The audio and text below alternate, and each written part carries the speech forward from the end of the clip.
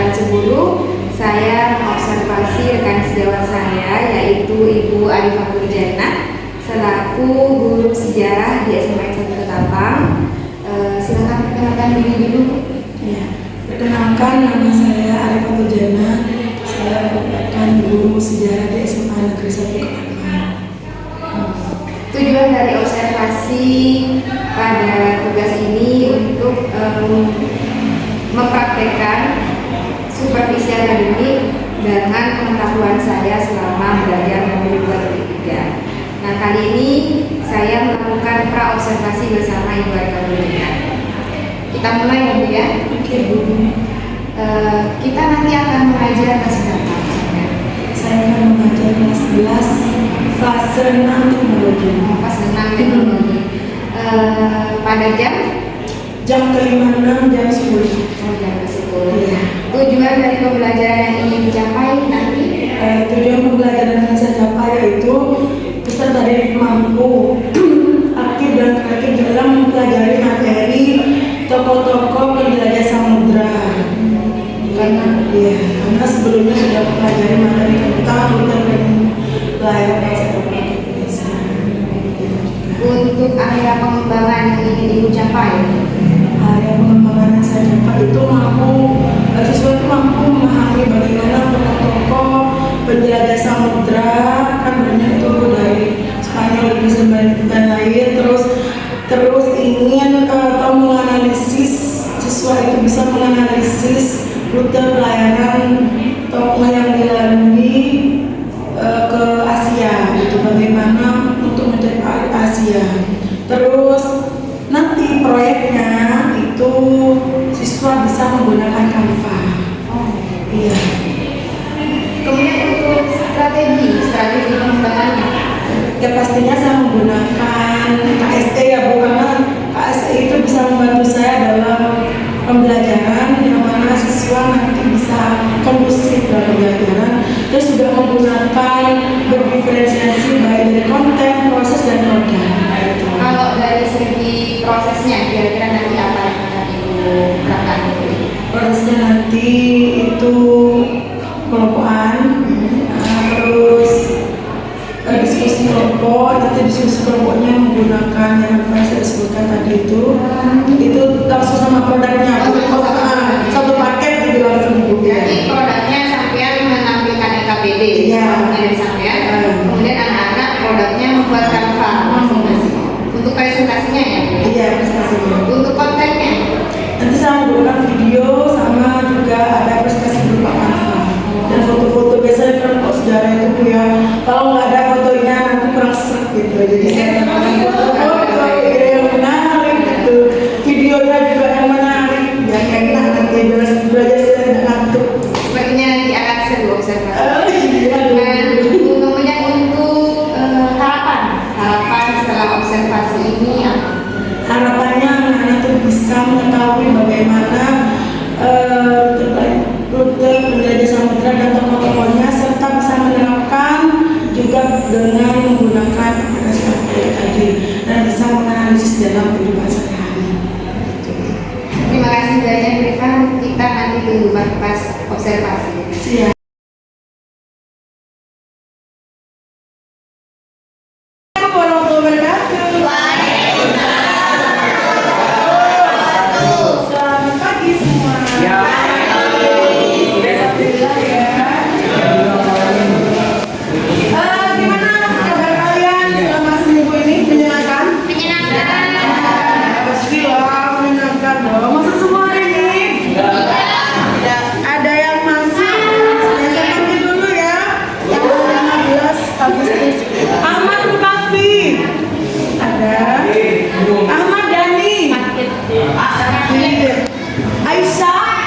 Hidayatul Catrin, dispen juga, gerak jalan enak ya.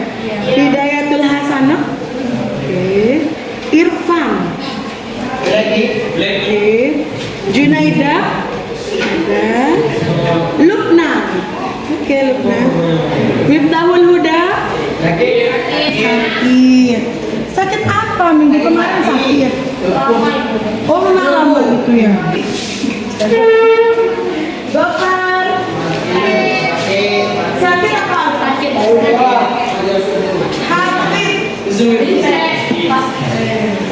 Aini, izin ya? Nurul Hikmah, Ariska, Ramzi, Ratnawati, Risma, Salsabila. Masih semangat belajar sejarah? Semangat ya.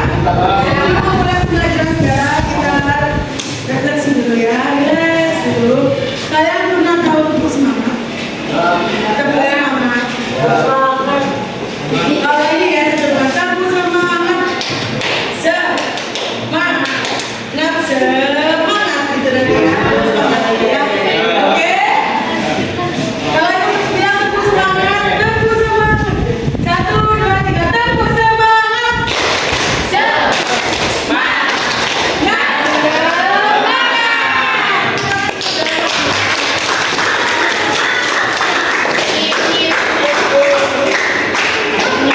Oh, ada semangat banget juga di sini, Dona.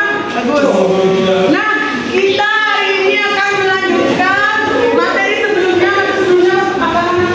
Tentang penjajahan Indonesia. Pelayaran, kotor-kotor, penjelajah samudra.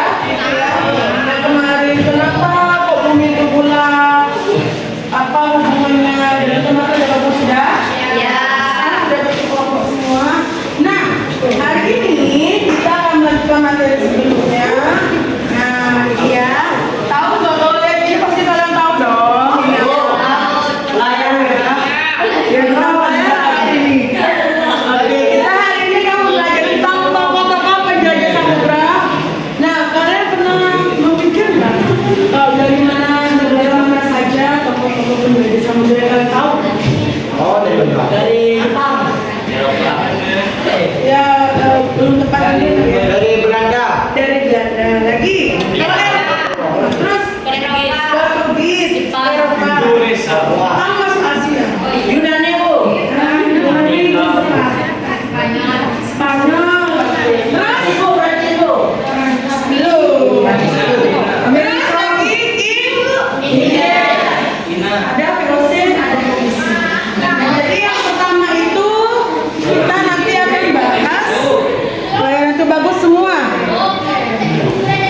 Nah, jadi gitu. Di sini bisa kalian nanti dipahami, nanti saya kirim filenya aja biar nanti cepet sama kalau ditulis satu-satu. Nah, kalian sudah tahu dari mana negara Portugis, dari negara Spanyol, dari negara Inggris, dari negara Eropa. Itu kan semuanya termasuk dalam negara Eropa. Dari negara Belanda ada VOC, ada EIC. Nah, saya pertama kali itu akan menjelaskan tentang tokoh penjajah samudra dari Spanyol. Yang tahu biasa tahu dong Spanyol dulu. Ya. Bola. Bola. Jadi apa nyaman? Apa nyaman? Hah? Yang biasanya kalau Eropa itu identik dengan bola-bola, ya bola ya. Iya, Bu. Itu bola dunia itu kan.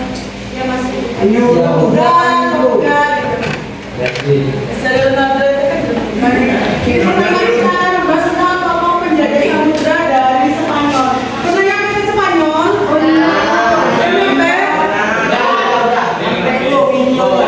Dalam mimpi ya. Sama kok itu juga iya. Oke, yang pertama, siapa aja tokoh penjajah samudra yang dari Spanyol?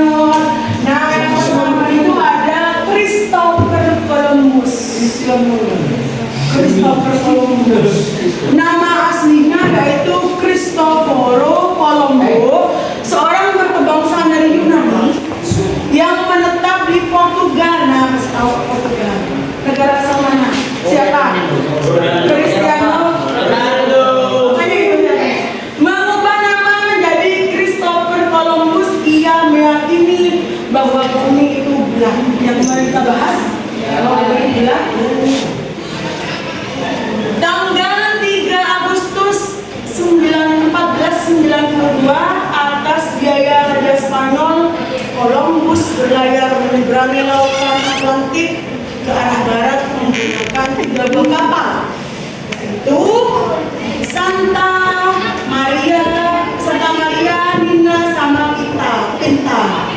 Nah, apa sih tujuan Columbus itu berlayar? Yaitu untuk mencari tempat asal rempah-rempah di dunia timur.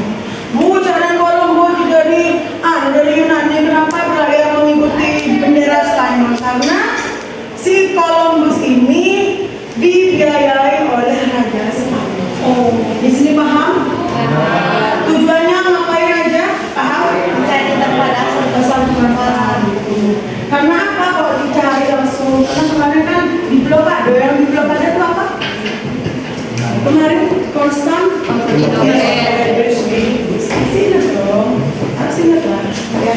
Yang kedua, Christopher Columbus masih dalam Christopher Columbus ini karena apa tadi itu fotonya anak-anak tunggu ini lupa. Ini fotonya Christopher Columbus ya. Oh ya bu, ini fotonya. Membayangkan Columbus nak siapa? Pakai di tampama, kata lembah, ya kan? Iya dari Columbus. Ini lembarnya lah. Di Spanyol sana ada lambang patung Columbus besar. Columbus besar yang memegang bola dunia karena beliau adalah seorang pelayar samudra pertama di dunia yang telah sampai di benua Amerika. Terus kan?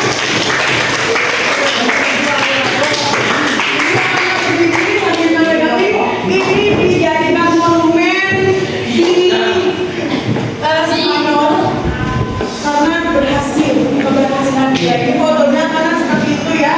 Fotonya seperti itu bisa membayangkan kalian. Oh sejarah mau kasih foto terus sampai dipahami dengan aja kalian. Yang kedua, setelah 2 bulan sampai di San Salvador yang terletak di Kepulauan Bahama, perairan Karibia, tahu nggak di sini daerah Amerika ini kan? Di sini dia merasa sudah sampai di dunia timur yang merupakan sumber rempah. Hanya merasa. Tapi dia itu belum sampai ke dunia timur, di benua Amerika kan. Oleh karena itu yang memberi nama penduduk asli di kawasan itu sebagai India. Karena Christopher Columbus berpak ke India, ke bagian San Salvador tadi, terus menemukan penduduk asli, makanya penduduk aslinya itu sama Columbus dinamakan India. Tahu yang Indian ya? Ini anak kalau ini bulu ya. Ini enggak? Tahu ya? Ini penduduk India. Tahu ya? Yang biasanya pakai bulu-bulu di atas kepala.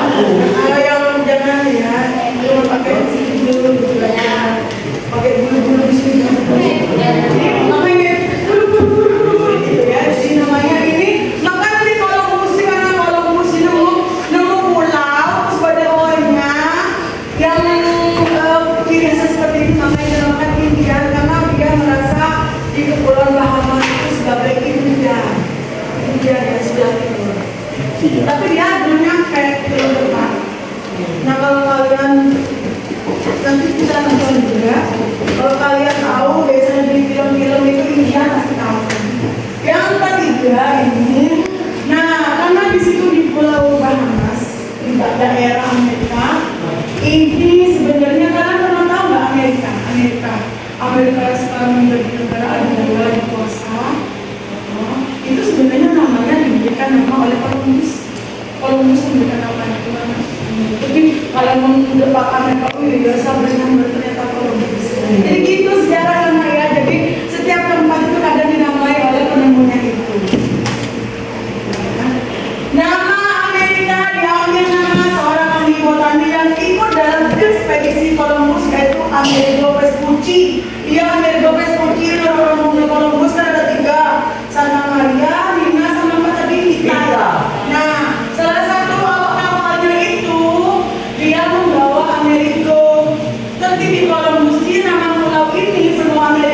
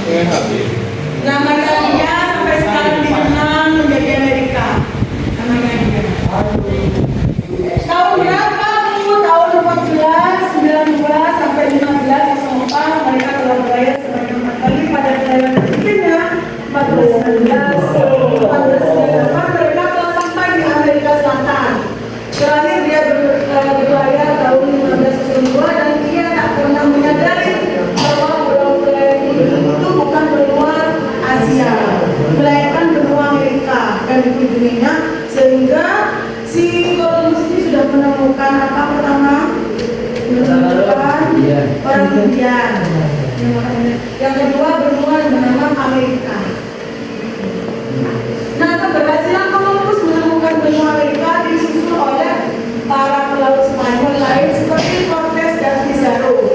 Cortes menduduki Meksiko pada 1519 dengan menentukan kerajaan suku India yaitu Gaya Aztec dan suku Maya. Ada pertanyaan? Ada? Jelas ya, jadi kalau kalian tanya tentang Amerika yaitu asal masalahnya.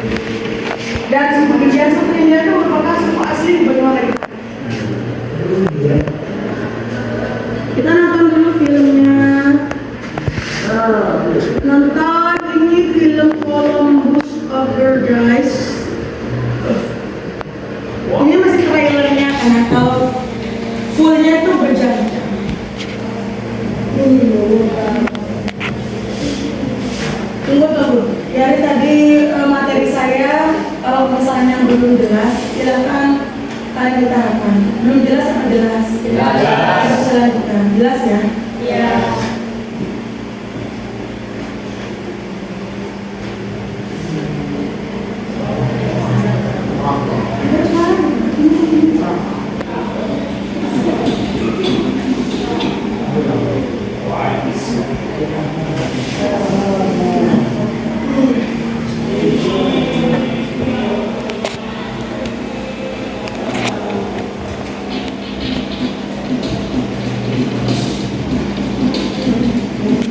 Oleh beliau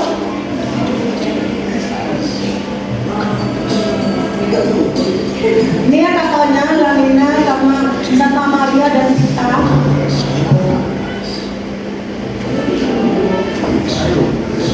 Kalau mau nonton nanti nontonnya minggu depan aja karena sekarang waktunya sudah mepet, yaitu kalian setelah tahu salah satu tokoh penjelajah samudera, maka yang harus kalian lakukan adalah membuat daftar topik sejarah tentang apa yang akan kita bahas. Nanti saya kasih ke LKPD.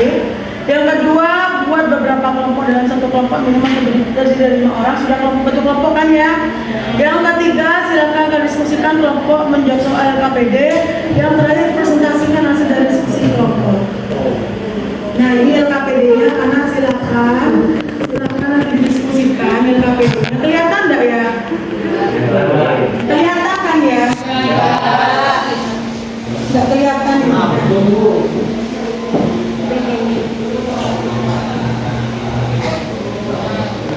Kelihatan LKPD-nya? LKPD-nya kelihatan. Nah, silakan. Saya kasih waktu 15 menit cukup kan?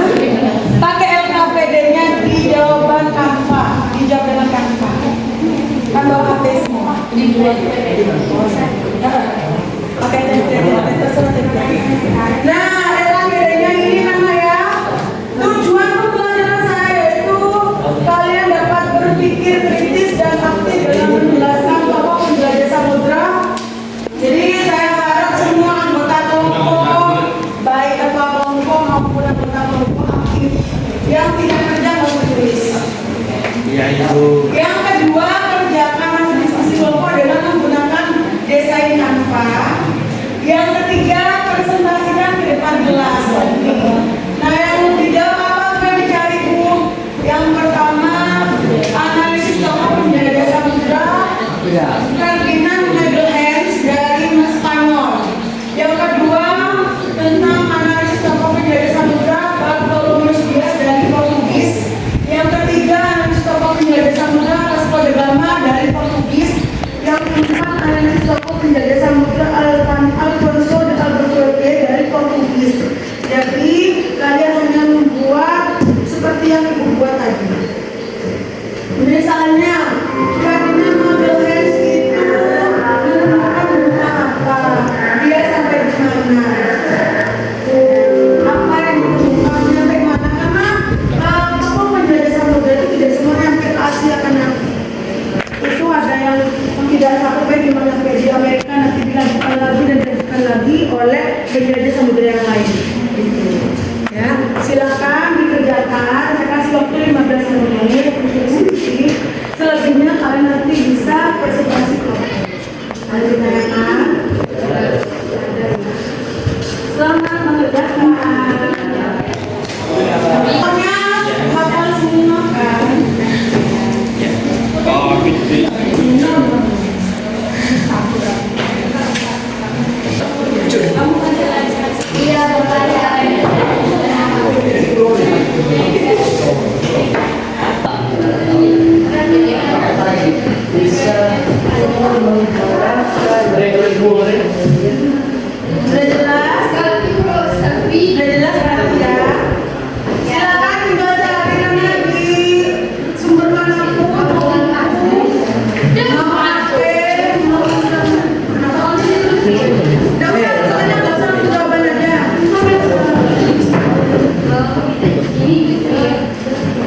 Iya, ini ya. Ada ya, Bartolomeus Dias, Ferdinand Magelhaens, Ferdinand Magelhaens.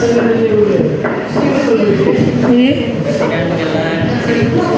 Ferdinand Magelhaens.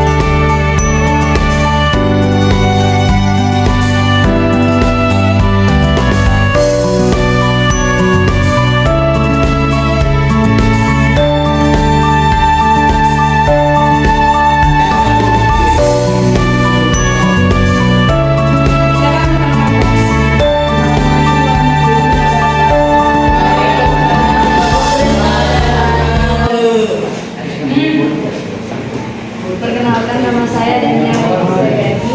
Perkenalkan nama saya Nurima. Dan saya Aliantia.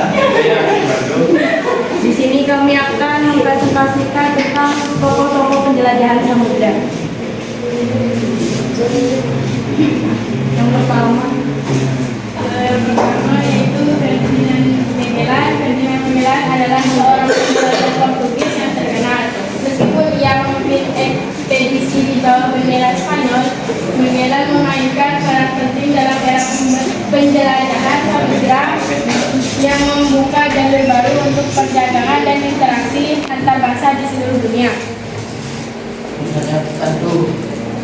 tokoh yang kedua adalah Bartolomeus Dias. Bartolomeus Dias atau Bartolomeus Dias adalah salah satu tokoh penjelajah paling penting dalam sejarah penjelajahan samudera. Dia berasal dari Portugal dan dikenal sebagai orang Eropa pertama yang berhasil mengelilingi Tanjung Harapan di selatan Afrika, membuka jalur laut dari Eropa ke Asia.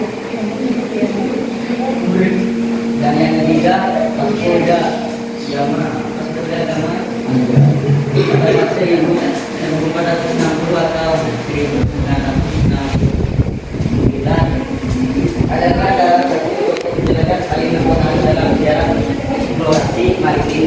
Sebagai penjelajah asal Portugis, dia terkenal sebagai orang pertama yang berhasil menemukan jalur laut sambung dari Eropa ke India dengan mengelilingi Afrika. Penemuan ini tidak hanya membuka era baru dan perdagangan global, tetapi juga memperkokoh posisi Portugis juga sebagai kekuatan maritim dan kolonial yang dominan pada abad ke-15 dan 16. Yang keempat ada Alfonso de Albuquerque. Alfonso de Albuquerque pada tahun 1453 sampai 1515 adalah salah satu tokoh penjelajah dan komandan militer paling penting dalam sejarah kolonial Portugis. Dia dikenal sebagai arsitek kekaisaran Portugis di Asia. Perannya sangat besar dalam membuat dan mengokohkan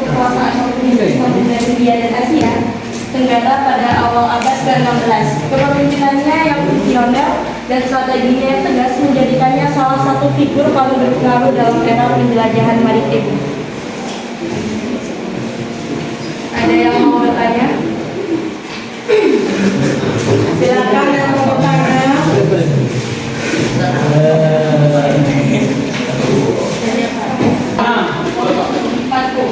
Empat. Oke, silakan. Bagaimana penemuan jalur laut oleh Bartholomeus Dias mempengaruhi perdagangan antara Eropa dan Asia? Meningkat waktu daripada jalur sutra, jalur darat. Pengaruhnya apa ya? Bisa berarti Bartholomeus Dias ini tidak bagus. Sudah bisa memiliki Tanjung Harapan. Kenapa kok dinamakan Tanjung Harapan? Karena Tanjung Harapan itu sebelumnya pernah ada badai di situ, sehingga Bartholomeus Dias ini kehilangan arah dan balik lagi ke Portugis. Namun setelah lama kemudian, setelah badai itu berhenti, maka dia memiliki harapan kembali untuk kembali ke berlayar ke Asia. Penemuan Tanjung Harapan oleh Bartholomeus Dias merupakan peristiwa penting karena telah membuka rute laut dari Eropa ke Asia dan memudahkannya, serta membangkitkan optimisme bangsa Portugis yang dikenal sebagai pelopor pelayaran dunia. Ya, betul. Tepuk tangan dong. Demikian presentasi kami pada hari ini. Terima kasih. Wassalamualaikum warahmatullahi Waalaikumsalam. Untuk presentasi selanjutnya, karena waktunya sudah mepet, untuk kelompok yang lain silakan minggu depan presentasi ya. Nah, hari ini hanya satu presentasi aja karena waktunya juga tidak menutup juga ya kalau presentasi. Dan oke, selanjutnya apa manfaat mempelajari sejarah hari ini? Manfaat yang kalian dapat apa? Manfaatnya bisa mengetahui dapat perwakilan Rizal, silakan Rizal, manfaat mempelajari sejarah hari ini apa? Oke, bisa mengetahui tokoh-tokoh yang menjelajah samudra. Oke, tadi ada Dania di mana? Ada manfaat dari belajar sejarah ini? Bisa tahu rute pelayaran. Bisa mengetahui rute pelayaran bangsa Eropa ke Asia. Lagi sifat manfaat belajar sejarah hari ini bisa mengetahui untuk jalur laut sama jalur darat ya. Oke, bagus, terima kasih untuk yang bisa menjawab. Nah, selanjutnya refleksi ya. Refleksi. Jadi dari tadi presentasinya sudah bagus, cuman saya lihat kalian masih belum banyak aktif. Karena tujuan saya itu tadi pertama agar kalian aktif dan kritis dalam mempelajari. Dan untuk penyampaian itu sudah bagus. Nah, kesimpulannya dalam mempelajari ini mana bisa mengetahui bagaimana bangsa Eropa datang ke Asia itu tidak mudah karena ya harus melewati berbagai cara, ada jalur laut, ada jalur darat, tapi yang jalur laut ini sifatnya lebih cepat dan lebih efektif. Terus juga kapal-kapal yang datang ke Asia itu tidak semuanya berhasil, masih banyak yang gugur, ada yang kena badai, ada yang kelaparan, ada yang kena jalan, sehingga hanya beberapa kapal saja yang berhasil sampai di Asia, terutama pertama di Malaka. Pokoknya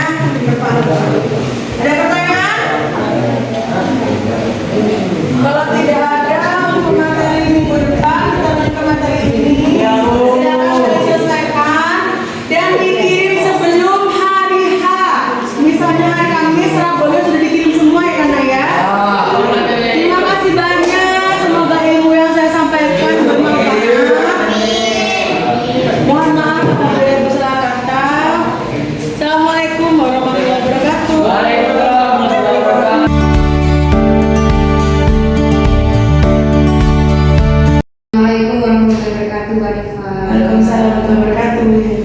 Bagaimana kabarnya? Alhamdulillah baik. Karena kita kemarin sudah melakukan proses observasi, pra-nya juga sudah dilakukan sebelum observasi. Bagaimana perasaannya ketika proses observasi berlangsung? Iya, menyenangkan dan membuat saya semakin semangat untuk belajar.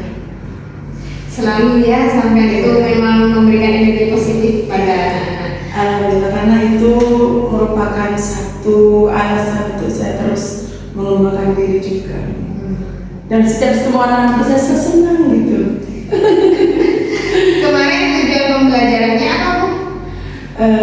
Tujuan pembelajaran saya itu aktif dan kreatif dalam materi tokoh-tokoh penjelajah samudera. Jadi anak-anak tuh agar aktif dalam pembelajaran, nanti kan ada sesi diskusi sama presentasi. Nah itu Tujuan dari proses pasca observasi ini agar kita sama-sama tahu refleksi dari pembelajaran yang dilakukan Warifah kemarin ya. Nah, boleh tidak saya menyampaikan apa yang sudah saya observasi kemarin? boleh. Berdasarkan proses observasi kemarin, apa yang sudah dilakukan sama Ibu Warifah itu sudah sangat baik menurut saya. Sudah dilakukan sesuai dengan kegiatan-kegiatan yang ada di RPP. Kemudian ada pembelajaran berdiferensiasi. Kalau saya amati kemarin ada diferensiasi konten, proses dan juga produk ya. Kemudian juga ada integrasi KSE-nya ya. Salah satunya adanya speaking. Nah, menurut Bu Arifah sendiri dari skala 1 sampai 100 pembelajaran kemarin itu sudah berapa berhasilnya? Menurut saya pribadi itu sudah mencapai 90%. 90% ya. Nah, kemudian apakah tujuan dan harapan dari pembelajaran kemarin itu sudah tercapai? Alhamdulillah sudah tercapai. Sudah tercapai ya. Dilihatnya dari apa? Dari aspek mana? Dari aspek antusias anak-anak, terus dari aspek bagaimana mereka dalam proses pembelajaran kemarin dan kesiapan belajar anak-anak juga cukup bagus dan hasil produknya itu juga bagus. Mereka pakai kanvas ya. Presentasinya juga bagus, cuma memang tidak semua bisa prestasi mengingat waktu yang sangat singkat sekali Bu. Jadi kalau begitu berdasarkan refleksi dari kegiatan Bu Arifah, apa yang perlu diperbaiki atau apa yang dilihat dari kegiatan pembelajaran kemarin yang dirasa perlu ditingkatkan atau perlu diperbaiki? Iya, yang perlu diperbaiki ya satu manajemen waktunya itu. Tapi sebenarnya sudah disesuaikan. Cuma ini kan ada 6 kelompok, jadi saya tidak bisa menampilkan semua kelompok karena waktunya memang tidak cukup. Nah, yang kedua itu harus kan ada salah satu dua anak yang saya amati ini memang ada yang hyperaktif, ada yang suka tidur Bu. Nah ini yang suka tidur ini memang sorotan saya. Iya, dan sangat mencolok. Iya, ketika pembelajaran itu dia itu masih ada itu meskipun tidak tidur 100%, tapi ada waktu momen dia pasti tidur gitu. Nah yang saya amati itu memang tidak hanya di mapel saya saja, tapi ini memang ke semua mapel. Cuma kemarin itu lumayan ada perkembangan tidak tidur 100%, masih mengikuti pembelajaran, meski tidak perlu gitu. Yang hyperaktif ini juga sudah lumayan karena dibanding sebelumnya. Oh, gitu. Terus apakah penggunaan HP di dalam kelas itu kemarin serasa kondusif? Dan itu juga masalahnya, itu tidak kondusif karena apa? Ada satu kelompok itu kan 6 orang. Seharusnya diperlukan hanya 2 orang atau 3 maksimal. Nah kemarin itu yang kerja 3 orang. Nah sisanya itu ada yang curi-curi cari buka sosmed, terus buka sosial media yang seperti WA, Instagram dan lainnya itu. Dan nggak mungkin saya melihat semua anak di kelas itu satu-satu. Jadi saya fokusnya yang mengerjakan saja. Nah itu juga yang harus saya perhatikan. Jadi untuk kedepannya saya itu menginginkan hanya satu kelompok 2 orang saja yang membawa HP itu juga. Bagus sekali hasil refleksinya ya. Iya. Itu kan tadi sudah kekurangannya yang dirasa. Kalau kelebihannya yang Ibu rasa sudah ada di pembelajaran Ibu apa? Ya, kelebihannya itu kemarin saya lihat anak-anak itu sangat antusias karena saya menampilkan gambar-gambar yang menarik kan. Temanya juga tentang tokoh penjaga samudera, dan saya juga menampilkan video, dan ya, saya juga memberikan tugas yang menarik pakai LKPD itu ada gambar-gambarnya juga. Terus anak-anak juga senang membuat kanva itu, dan saya juga memuaskan saya dibanding sebelum-sebelumnya gitu. Jadi, iya Bu, saya senang mau pakai ini, jadi ayo Bu nanti belajar seperti ini lagi. Jadi itu saya juga ternyata alhamdulillah ya, saya suka supaya kalau anak-anak itu seperti itu. Iya, karena ini pertama kalinya saya melihat guru sejarah anak-anak itu begitu antusias di pelajaran saya. Nah, Ibu sekali. Nah, sekarang tantangan yang dihadapi, yang dirasa susah ketika mengelola kelas itu apa? Yang tadi itu Ya, tantangannya itu yang 2 orang tadi itu yang masih belum saya selesaikan perbaikannya. Maksudnya belum sepenuhnya saya rasa itu berhasil karena 2 anak ini masih tetap saja itu bisa pembelajaran dan masih saja sambil interaktif itu. apa tindakannya yang sudah Ibu lakukan pada 2 anak ini? Tindakannya itu melalui pendekatan. Jadi setiap sebelum belajar saya masuk itu saya selalu sapa 2 anak ini. Jadi saya treatment setiap hari. Ya memang dari skala 100 itu mungkin sudah nyampe 50%, tapi tidak 100% karena ini bertahap. Kan sudah juga ketemunya kan 1 minggu sekali gitu ya. Jadi setidaknya sudah ada perubahan meskipun tidak penuh. Bagus sekali itu ya. Kemudian untuk area pengembangan diri yang ingin ditingkatkan selanjutnya itu apa? Ada pengembangan dirinya yaitu mengikuti sebagai seminar gitu. Ada webinar sekarang kan nggak harus langsung ke tempatnya gitu Bu. Iya. Bisa mengikuti webinar sambil jaga anak saya gitu loh. Webinar apa ini? Pengelolaan kelas? Ya, pengelolaan kelas, media pembelajaran, terus kayak seperti misalnya KSK ada juga yang psikologi itu. Jadi saya bagaimana sih cara mendekati anak agar anak itu kita dekati tanpa kita marah gitu. Nah itu juga Intinya mengikuti webinar yang bisa memberikan pembelajaran kepada murid ya, nanti baik juga. Ya, macam-macam aku sekarang kan macam-macam ya. Kapan rencana itu akan dilakukan? Rencana yang Tindakan itu insya Allah sekitar seminggu atau 2 minggu lagi. depan. Iya. Semoga sukses Bu Arifah. Iya. Apa dari obrolan kita hari ini, apa yang didapat? Yang saya dapatkan itu bisa mengevaluasi diri saya, baik kelebihan maupun kekurangan. Kalau kekurangan saya perbaiki, kalau kelebihan saya tingkatkan. Bagus sekali lah. Ini inspirasi nih bagi saya Bu Arifah. Bu Arifah, kita ini sampai merasa tegang tidak melakukan proses coaching ini?